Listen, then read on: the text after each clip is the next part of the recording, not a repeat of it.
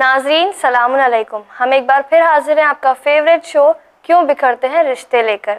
नाजरीन, हमें उम्मीद है कि आप हमारे शो का बेसब्री से इंतज़ार करते होंगे, तो आइए हम आपका इंतज़ार ख़त्म कर दें और इस शो का आगाज़ करें। हमारे साथ स्टूडियो में मौजूद है हमारे दो बहुत ही काबिल एतबार एडवाइज़र्स, जिनकी एडवाइस पे अमल करके मेरे तो काफ़ी मसले हल हो गए। मुझे उम्मीद है कि आपके भी रिश्तों और आपकी ज़िंदगी में काफ़ी फ़र्क पड़ा होगा। अस्सलाम वालेकुम। वालेकुम अस्सलाम। आप दोनों का बहुत बहुत खैर मकदम है हमारे शो में, और मैं आपके एडवाइसेस पे फॉलो करती हूँ, अमल करती हूँ, और काफ़ी मैंने चेंजेस देखे।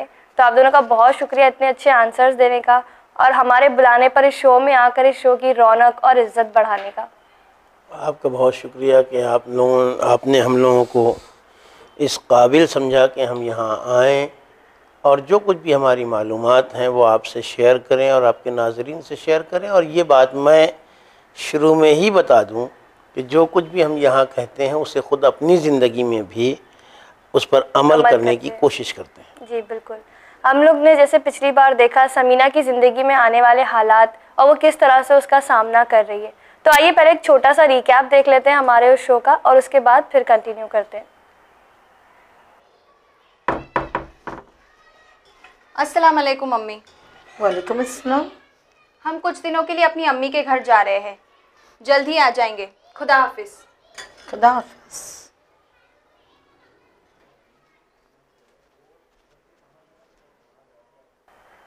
तो अब एक बार हम आगे की कहानी भी देख लेते हैं, फिर आगे बढ़ते हैं अपने सवालों के साथ। जी। अस्सलाम वालेकुम अम्मी। जी अल्हम्दुलिल्लाह, आपकी दुआ है। बोलिए ना अम्मी। काम भी माशाल्लाह आपकी दुआ से बहुत अच्छा चल रहा है।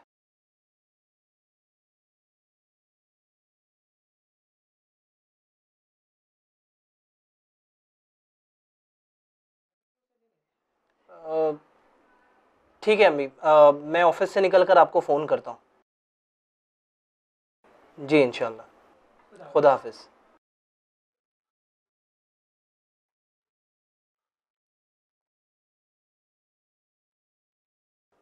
तुम्हारे डैडी भी तुम दोनों के साथ यहाँ पर होना चाहते थे, लेकिन अचानक ही उनको कुछ काम आ गया तो उनको जाना पड़ा। लो बेटा, और लो तुम। नहीं बस।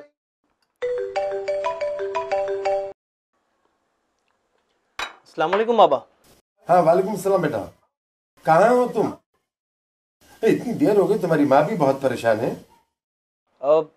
बाबा एक्चुअली मैं आपको बताना भूल गया, अम्मी का फ़ोन आ गया था, तो उन्होंने मुझे यहाँ पे खाने पर बुला लिया, तो मैं यहाँ पे आ गया।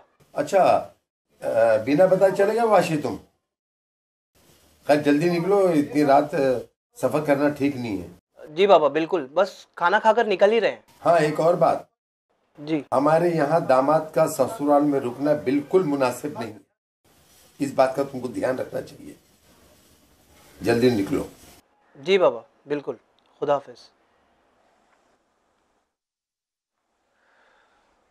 जल्दी खाना खाओ। वैसे बेटा, रात के 12:30 बज गए हैं, कल तुम्हारी छुट्टी भी है तो यहीं रुक जाओ आज। जी नहीं अम्मी, एक्चुअली घर पे बाबा और मम्मी इंतज़ार कर रहे हैं, तो हम जाएंगे अभी। एक बार कॉल कर लो घर पे, बात करके देखो, रुक जाओ तो अच्छा है, क्योंकि बहुत रात भी हो गई है। ठीक है, मैं ट्राई करता हूँ।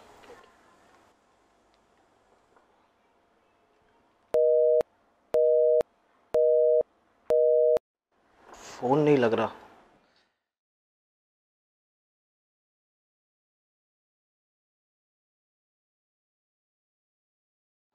क्या हुआ बेटा? बाबा का फ़ोन नहीं लग रहा। तो एक काम करो, रुक ही जाओ और बाद में उनको इन्फॉर्म कर देना। ठीक है।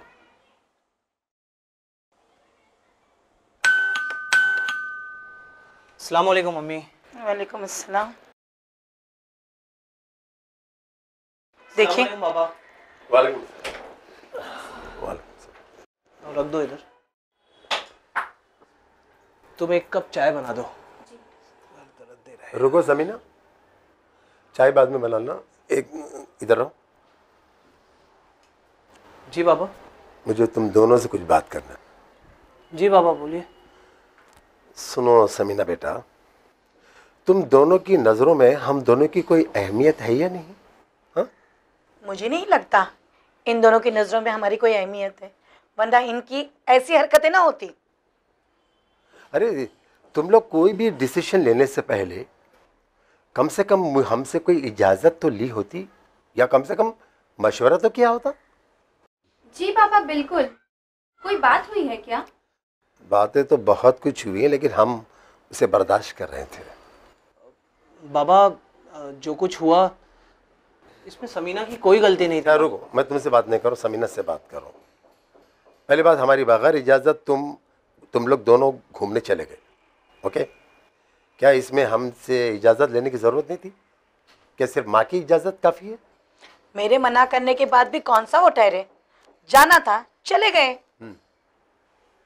पहले तो हमने तुम लोग की खुशी की खातिर दरगुजर किया है, और आप बगैर हमारी इजाज़त के अपने मैके चली गई, ओके? क्या तुम लोग की नज़र में हमारी यही अहमियत रहेगी? हाँ, क्या? लेकिन पापा हमने इनसे पूछा था। क्या पूछा था? देखो बेटे, इस घर में सिर्फ सोहेल ही नहीं, इस घर में इनके माँ बाप भी हैं जो इस घर के बड़े हैं, और तुम लोग का फर्ज बनता है कि हमारी इजाज़त लें। और तुम सोहेल मेरे मना करने के बावजूद भी अपनी बीवी के पीछे पीछे उनके मैके चले गए, और वहां पर रुक भी गए तुम। और याद रखो, ये मैं हरगिज़ बर्दाश्त नहीं कर सकता, समझो? बाबा एक्चुअली हम कल रात ही आ रहे थे, लेकिन मैंने सोचा कि रात काफ़ी हो चुकी थी और समीना के साथ वाशी से अंधेरी तक आना मैंने मुनासिब नहीं समझा, इसलिए हम वहाँ पे रुक गए। और बाबा मैंने आपको रात को कॉल भी ट्राई किया था, मगर आपका फ़ोन नहीं लग रहा था। जी पापा, हम आगे से ध्यान रखेंगे और कोशिश करेंगे कि आपको आइंदा शिकायत का मौका ना दे। मुझे तुम लोग से यही उम्मीद है। अच्छा सुनो, तुम दोनों जाओ और फ्रेश हो जाओ, और मुझे एक अच्छी गरम गरम चाय दे दो। जी पापा। जाओ। ठीक है।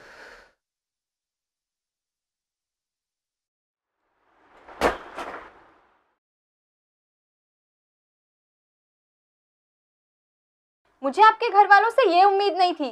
कितनी बातें सुना दी उन्होंने। अगर वो चाहते तो आसानी से दरगुजर कर सकते थे, और मैं तो आपकी इजाजत लेकर ही अपने घर गई थी ना। लेकिन नहीं, आपकी अम्मी को तो मुझे सुनाने का सिर्फ मौका चाहिए। समीना ऐसी कोई बात नहीं है, शायद तुम नहीं जानती सबा और निदा पर कितनी पाबंदियां हैं। नहीं, मैंने देखा है कई बार उन्हें बिना इजाजत लिए नीचे जाते हुए, तो फिर मुझ पर इतनी पाबंदियां क्यों? समीना वो इस घर की बेटियां हैं, तुम इस घर की बहू हो, अभी अभी आई हो इस घर में। थोड़ा लोगों के दिल जीतो, थोड़ा वक्त दो उनको ताकि वो तुम्हें समझे। वो सब मैं नहीं जानती। आपके अलावा मैं किसी और की इजाजत लेने की पाबंद नहीं हूँ।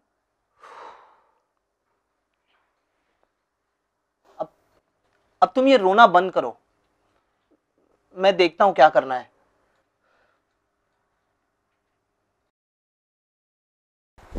आप दोनों से हमारा सवाल ये है, हम जिस माशरे में रहते हैं उस माशरे में ये माना जाता है, पिछली बार आप दोनों ने भी इस बात को कहा है कि मैका शादी के बाद सेकंड हो जाता है, प्रायोरिटी ससुराल हो जाती है। तो फिर कई बार जब अगर बेटी मैके बिना शौहर के जाती है, शौहर नहीं है साथ में, खाली बेटी, उसे बुरा क्यों समझा जाता है? क्योंकि अगर देखते हैं बेटी आ गई है और शौहर नहीं आया और 2-4 दिन ज़्यादा रह गई है, तो ससुराल मतलब रिश्तेदार और जो इनके तरफ जो पड़ोसी हैं वो सारे सवाल करना शुरू कर देते हैं, सब ठीक तो है, क्या कोई प्रॉब्लम तो नहीं है, बेटी यहाँ आकर रह रही है। क्यों ऐसा एक बुराई मानी जाती है बेटी के ज़्यादा दिन अपने ही मैके में आके रहने के लिए? औज़ु बिल्लाहि मिनश शैतानिर रजीम, बिस्मिल्लाहिर्रहमानिर रहीम। सबसे पहले तो मैं चाहूँगा कि आप अपने सवाल में थोड़ी सी तब्दीली करें जी। कि मैका और ससुराल नहीं, मैका और अपना घर। अच्छा लड़की का ये अपना घर है और वो मैका है। अच्छा, जाहिर सी बात है कि जो उसका अपना घर है उसको प्रीफर करना ही है, इसलिए कि वो उसका अपना घर है। मायका उसके माँ बाप का घर है, इसलिए वो दूसरे मकाम पर आ जाता है। तो सबसे पहले बात तो ये रखना चाहिए जहन में, ख़ास तौर से हमारे बच्चियों को ये बात जहन में रखना चाहिए कि उनका घर वही है जिसको ससुराल का नाम दे दिया गया है, वो उनका घर है। जी बिल्कुल। जो उनके शौहर का घर है वो उनका घर है। एक बात। दूसरी बात, मैं एज़ अ तालिब इल्म, एक इस्लामिक स्कॉलर की हैसियत से शरई मसले की तरफ ज़िक्र करूं कि दीन इस्लाम ने किसी भी औरत को, गैर शादीशुदा हो, शादीशुदा हो, नौ ब्याहता हो, बहुत ज़माना हो गया हो, उस औरत को घर से अकेले निकलने को मुनासिब नहीं जाना है जिसकी इज़्ज़त व आबरू, जिसका वक़ार, जिसकी बुज़ुर्गी में कोई आँच आ सकती हो। जब भी औरत अपने शौहर के साथ या लड़की अपने भाई के साथ निकलती है तो उसका एक अलग वक़ार होता है। जब भी कहीं कोई लड़की अकेले नज़र आती है, शादी हो चुकी है, उसकी ड्रेसिंग तब्दील हो चुकी है, उसके चेहरे का लुक बदल चुका है, इसके माना ये है कि अगर अकेले है तो नामहरमों की ज़्यादा निगाह उसकी तरफ मुतवज्जे हो सकती है। लिहाजा इसलिए भी, और अपनी इज़्ज़त व आबरू, अपने अफ़ाफ़ की और अपनी पाकीज़गी की हिफाजत के लिए भी, जहाँ कहीं भी इस तरह की बात आए, औरत को, हत्ता कि मर्द के साथ भी अगर ऐसी कोई बात हो जाए तो मर्द को भी अकेले ना निकलना चाहिए। जहाँ उसकी बेइज्जती होने वाली हो, जहाँ उसकी इज़्ज़त और वक़ार पर आँच आने वाली हो, वहाँ अकेले नहीं निकलना चाहिए। जब औरत अपने शौहर के साथ निकलेगी तो 50 नज़रें तो अपने आप झुक जाएंगी कि नहीं ये किसी की बीवी। अच्छा। लेकिन जब वो अकेले निकल रही है तो उसके चेहरे पर नहीं लिखा हुआ कि ये किसी की बीवी है, कि किसी की बहन है, कि शादी हुई कि नहीं हुई।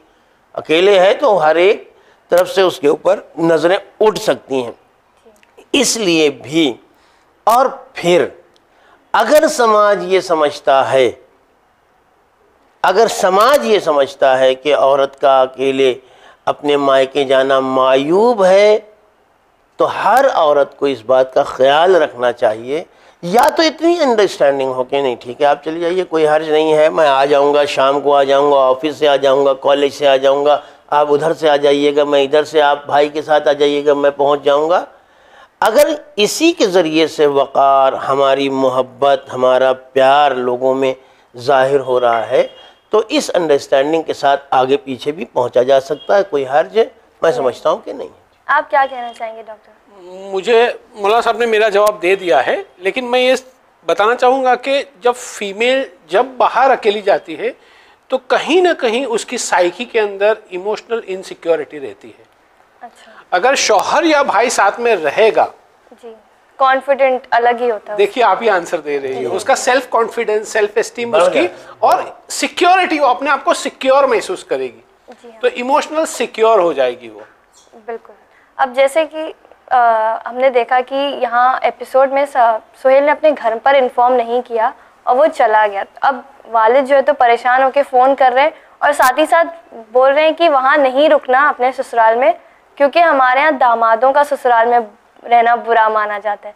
ये भी एक बहुत बड़ा मसला है, इस पर आप लोग क्या कहना चाहेंगे? क्यों दामाद नहीं रह सकता? दो अलग अलग बातें हैं जिन्हें इन सुहेल के वालिद ने एक साथ जमा कर दिया। एक बात उनकी बिल्कुल ही इस काबिल है कि उसके ऊपर बात की जाए कि एक लड़का अपने ससुराल में क्यों नहीं रह सकता है। अगर उसकी बीवी वहाँ है तो क्यों नहीं रह सकता, क्या वजह है, कौन सा, अगर कोई चीज़ समाज में अच्छी राइज नहीं है, ये बुरी बात है और राइज है, तो ज़रूरी है कि हम उसके ऊपर अमल करें। हर समाज का कानून फॉलो करना किसी के ऊपर ज़रूरी नहीं। हाँ, अगर अच्छा हो, बेहतर हो, मुनासिब हो। जहाँ तक उनकी पहली वाली बात है कि बेटा घर में वापस नहीं आया टाइमली, तो बाप की हैसियत से उन्हें परेशान होना चाहिए, माँ की हैसियत से माँ को परेशान होना चाहिए कि क्या हो गया, 10 बज गए, 11 बज गए, अभी तक वो क्यों नहीं आया। वो तो बिल्कुल एक नफ्सियाती चीज़ है और फितरी चीज़ है कि बाप की हैसियत से उन्हें पता लगा रखना चाहिए कि बच्चा आया, क्यों नहीं आया, क्या वजह। लेकिन वो दूसरी बात, डॉक्टर साहब का फ़िक्र मुझे अच्छी तरीके से फिर से जहन में आ गया कि कहीं ना कहीं ये लोग अपनी रिस्पेक्ट के बारे में इनसिक्योर महसूस कर रहे हैं। वहाँ रह गया तो उनको मम्मी पापा समझने लगेगा तो हमको दूर थोड़ा हो सा जाएगा कम हो हमसे। जाएगा। अच्छा, ये हमारी अहमियत कम 100% हो जो है वो अगर 20 उधर चला गया तो 80 हो जाएगा। डॉक्टर साहब पहले ही कह चुके हैं कि ये 200% बनेगा, बजाय इसके कि ये 100 में से कुछ कमी आए। बिल्कुल। ये 300% भी बन सकता है, बजाय इसके कि कहीं से 1% कमी हो। ये इनसिक्योरिटी क्यों है? ये क्यों समझ रहे हैं कि अगर वहाँ रुक गया तो वो उसके हकीकी नहीं, हकीकी बाप नहीं होंगे। हकीकी बाप आप ही हैं, हकीकी माँ आप ही हैं, और आप ही ने रिश्ता किया है आपकी मर्जी से या मर्जी से ना भी हुआ हो, तो अब रिश्ता हो जाने के बाद उनको भी बाप का दर्जा हासिल है, उस औरत को माँ का दर्जा हासिल है। तो अगर इस माँ बाप के साथ बच्चा 25 बरस से रह रहा है तो 1-2 रात वहाँ क्यों ना रह ले। और फिर जब आप उसकी ज़िंदगी मोहब्बत की तरफ आगे बढ़ रही है, अपने बीवी के साथ रहेगा, बीवी चाहती है कि मेरा शौहर मेरे पास रहे, तो इस पर तो इन लोगों को खुश होना चाहिए कि दोनों में इतनी अंडरस्टैंडिंग है कि बीवी कह रही नहीं तुम मेरे साथ रहो, तो शौहर कह रहा है ठीक है चलो तुम्हारे साथ रह रहे। तो इसमें तो और खुश होना चाहिए, ना कि वो इनसिक्योर फील करें कि अगर वहाँ 1 रात रह गया तो गोया हमारे साथ की 25 साल की रातें सब बर्बाद हैं। मैं नहीं समझता इसमें कोई वजह हो। ऐसे पेरेंट समझना चाहिए कि safety is more important then my ego. बच्चा रात में वहाँ रुका है, वाशी से अंधेरी आना है, लड़की को बहू को अकेले ले आएगा, 12 बज चुके हैं या 11 बज चुके हैं, व्हाटएवर टाइम हो चुका है, वो खुद मुनासिब नहीं समझता कि मैं यहाँ से जाऊँ। बिल्कुल। और बाप को उस पर फोर्स करना कि अभी निकलो, तो ये तो बहुत ही गलत मुंबई के बाहर के लोग इस डिस्टेंस और फासले को न समझ पाए। बीच में समंदर है, समंदर के ऊपर पुल है, तकरीबन मैं समझता हूँ कि वाशी और अंधेरी के बीच में 20-25 किलोमीटर का फासला है। रात का वक्त ट्रैफिक तेज होती है, कौन कैसे गाड़ी चला रहा है, भाई दबे बाइक से, कार से या बस से, ट्रेन से आ रहा, कोई हादसा वाकया हो सकता। तो सारी सेफ्टी एक जगह, मेरी इनसिक्योरिटी और मेरा ईगो एक जगह। सो एज ए पेरेंट समझना चाहिए कि रात, और उसने डिसीजन लिया है कि मुझे यहाँ रहना है, तो उसके डिसीजन तो को रिस्पेक्ट करना चाहिए। लब्बैक टू हिज डिसीजन, मेरे हिसाब से बिल्कुल सही है आपका। बिल्कुल। अब जैसे कि क्योंकि ये लोग एक जॉइंट फैमिली का हिस्सा है, तो इनके सामने माँ बाप के इस तरह के सवाल खड़े हो जा रहे हैं। आप दोनों को ऐसा नहीं लगता कि अगर ये एक न्यूक्लियर फैमिली का हिस्सा होते तो शायद इन मसलों को लेकर इनमें प्रॉब्लम नहीं आती? और इस्लाम न्यूक्लियर फैमिली के बारे में क्या कहता है? नहीं, प्रॉब्लम नहीं आती कि अगर ये अकेले रह रहे होते तो उस लड़के ने तो अकेले वाली ज़िंदगी का भी जवाब दे दिया ना कि हम इसलिए घर से नहीं निकले कि रात का 12 बज रहा है।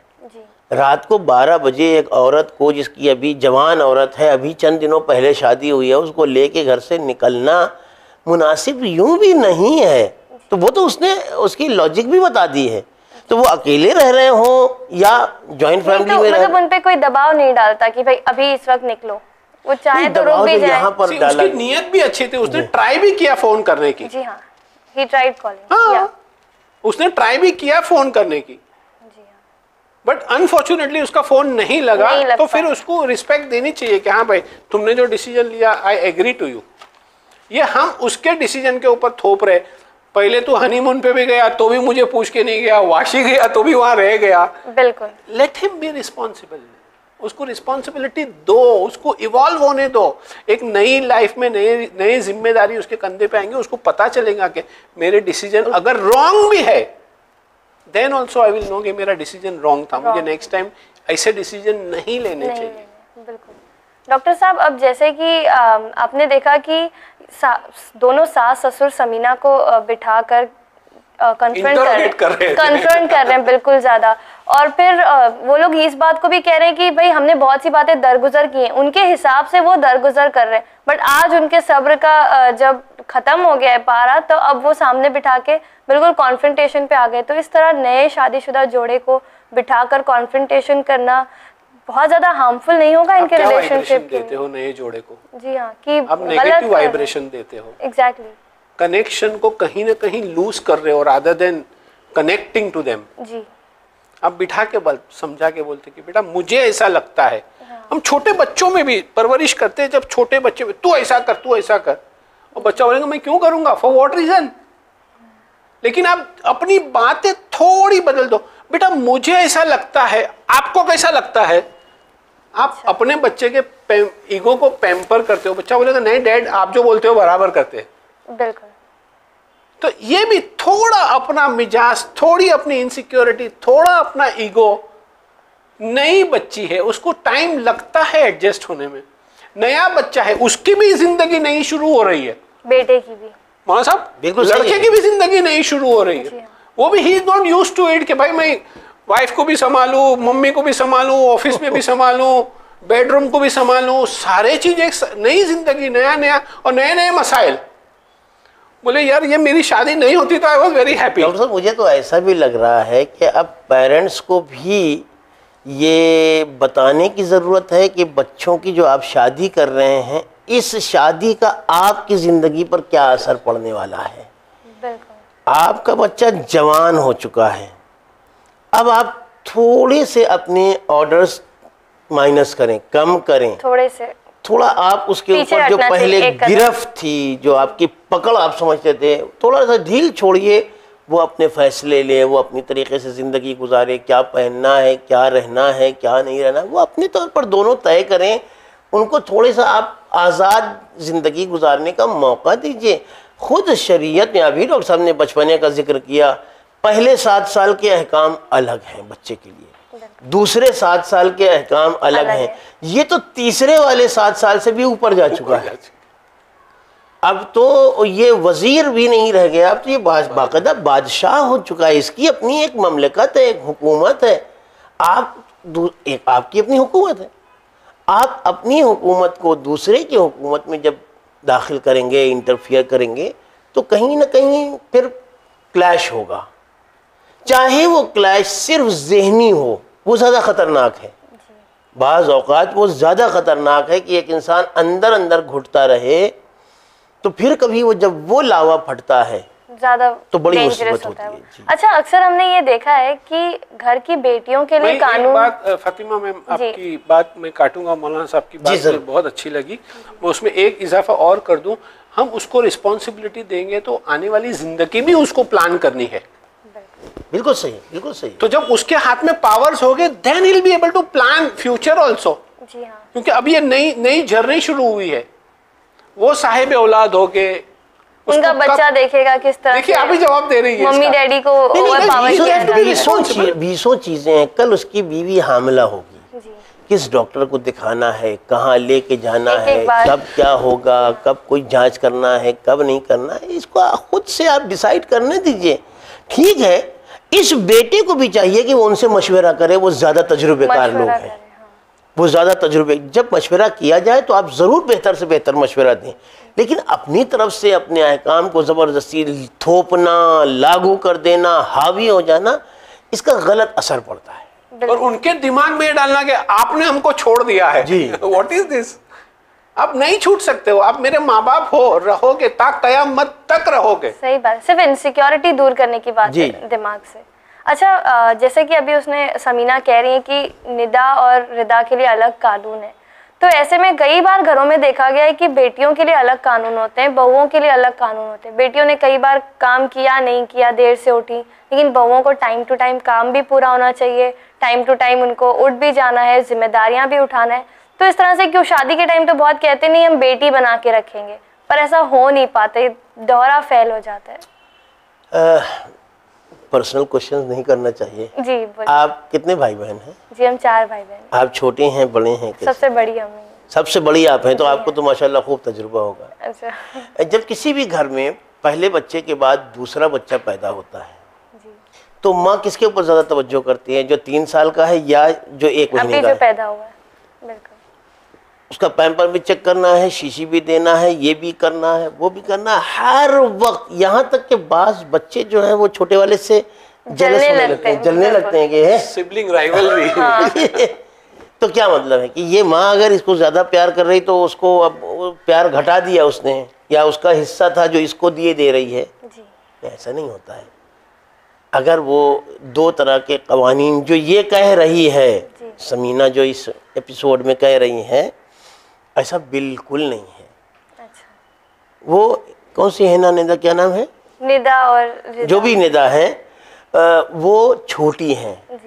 छोटे बच्चों का एक अलग वो होता है अंदाज, एक शादीशुदा ब्याही लड़की का अंदाज, उसका स्टेटस अलग होता अलग होता है। ये चाहती हैं कि तुम अपने स्टेटस से नीचे मत गिरो। है।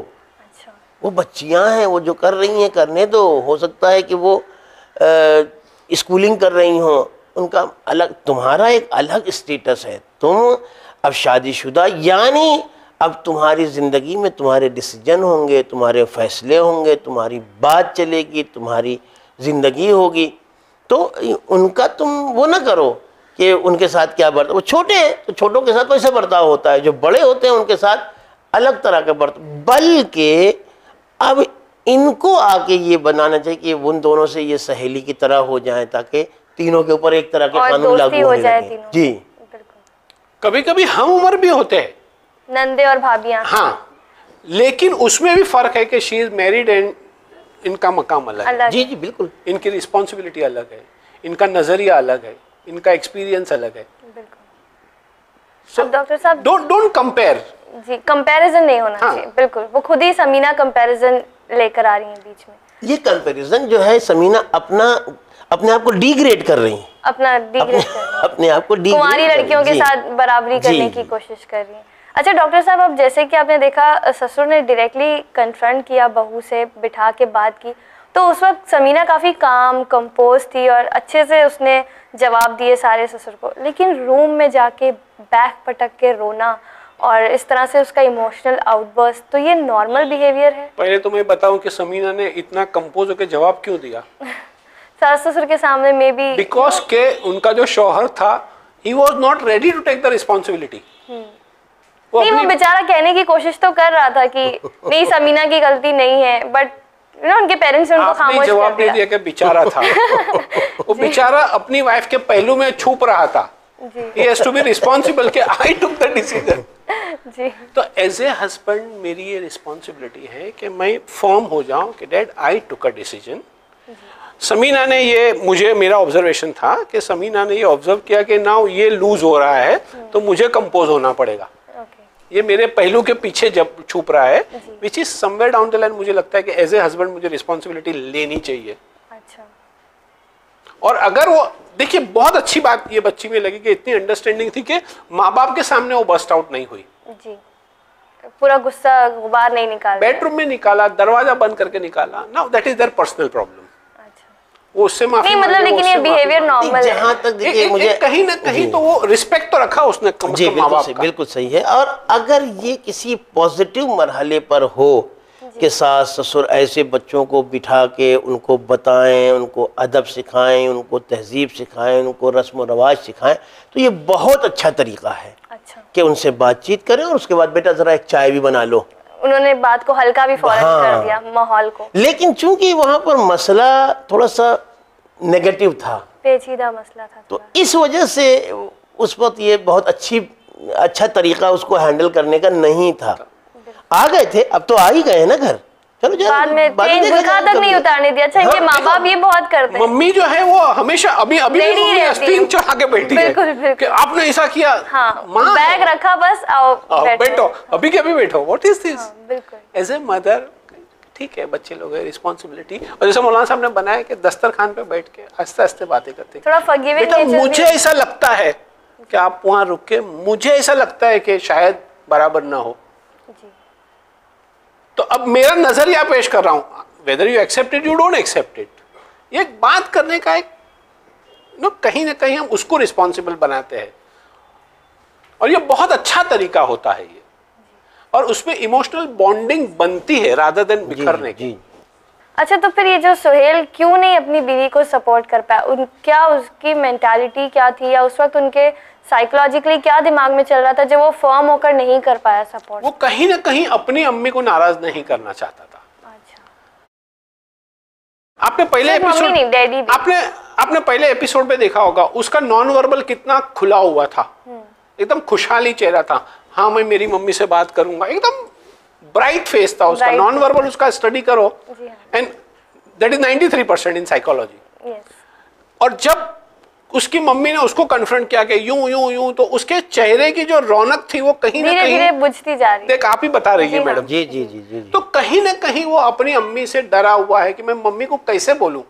पहले ही मम्मी इतना गुस्सा है, बदल गए वो। हाँ। मम्मी के दिमाग और डायरेक्ट जजमेंटल स्टेटमेंट, आप बदल गए, अब बदल रहे हो तो समझ में आएगा, हमें कम से कम रुक जाओ। ये तो जजमेंटल स्टेटमेंट वहां से आता है। तो कहीं ना कहीं, और इसी सिचुएशन में अपना जो होता है करियर का जो प्रोडक्शन होता है वो कहीं ना कहीं रुक जाता है, कम होने लगता है।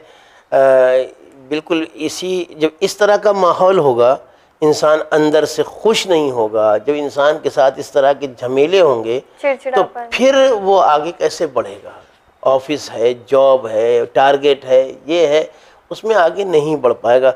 और इसकी कसूरवार कहीं ना कहीं वो है जिसने पाल पोस के बड़ा किया है। बिल्कुल। इनको तो चाहिए था कि और उसका मोरल हाई करती और उसको नफ्सियाती तौर पर मजबूत करती कि अब ही तो इसके काम का दिन आया है, अब ही तो उसकी जॉब का फ़ायदा होने वाला है। अभी तक तो वो ऐसे ही कमा रहा था, बैचलर था तो जब भी कर रहा था। अब रिस्पॉन्सिबल होने, अब रिस्पॉन्सिबिलिटीज के तहत वो कमा रहा है, और कुदरतन उसकी जो पोटेंशियल है वो अनलीश होने वाली है। हाँ, माजरत चाहता हूँ मौलाना साहब। जी जी बिल्कुल, नहीं बिल्कुल सही बात है। एक पोटेंशियल अनलीश होने वाली है। अभी ये ऑर्गेनाइज लाइफ की तरफ बढ़ रहा है, ऑर्गेनाइज लाइफ की तरफ बढ़ चुका है।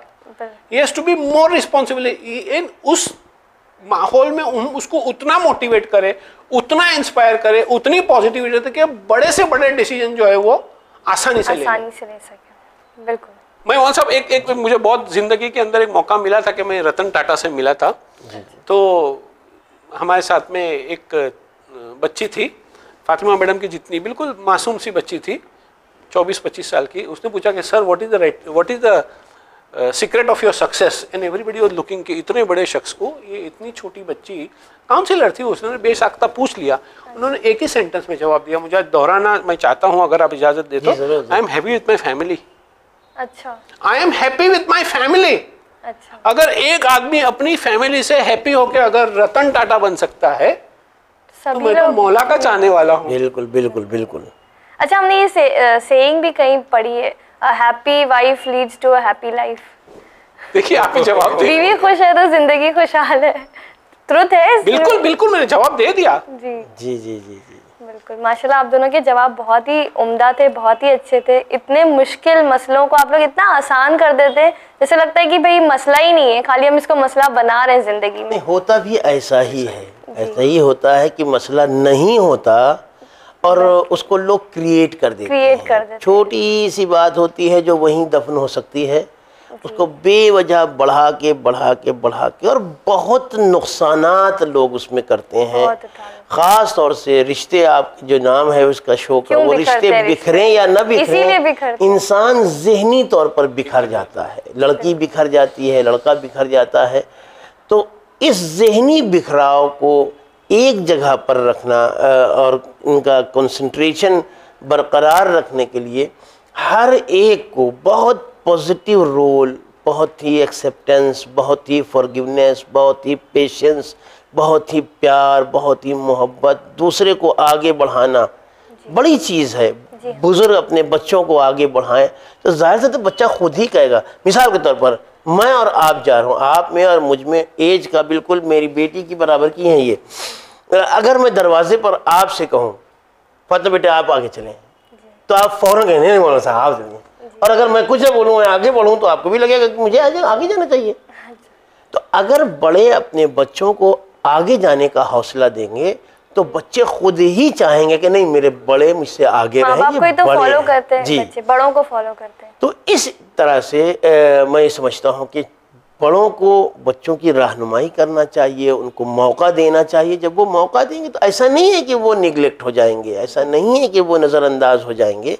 उनका मकाम, उनका वक़ार, उनकी इज़्ज़त ता क़यामत बाकी रहने वाली है और बिल्कुल उसमें कोई कमी किसी तरह से नहीं आने वाली है। और अगर यही हम लोग अपनी ज़िंदगी में नाफिज कर लें, लागू कर लें, राइज कर लें, तो आपके प्रोग्राम का नाम आपको बदलना पड़े। वाकई आप दोनों ने बहुत अच्छे जवाब दिए, बहुत आला, बहुत उम्दा, और मुझे यकीन है कि हमारे नाजरीन के लिए ये शो बहुत ज़्यादा इबरत याफ्ता होगा और आप इससे ज़रूर सबक लेंगे और अपनी ज़िंदगी में अप्लाई करेंगे और होने वाले बदलाव देखेंगे। आप अपने फीडबैक या सजेशन हमें ज़रूर लिख भेजें kbhr.channelwin@gmail.com पर। तब तक के लिए अपना ख्याल रखें, देखते रहें चैनल विन, पैगाम इंसानियत। शुक्रिया, खुदा हाफिज़।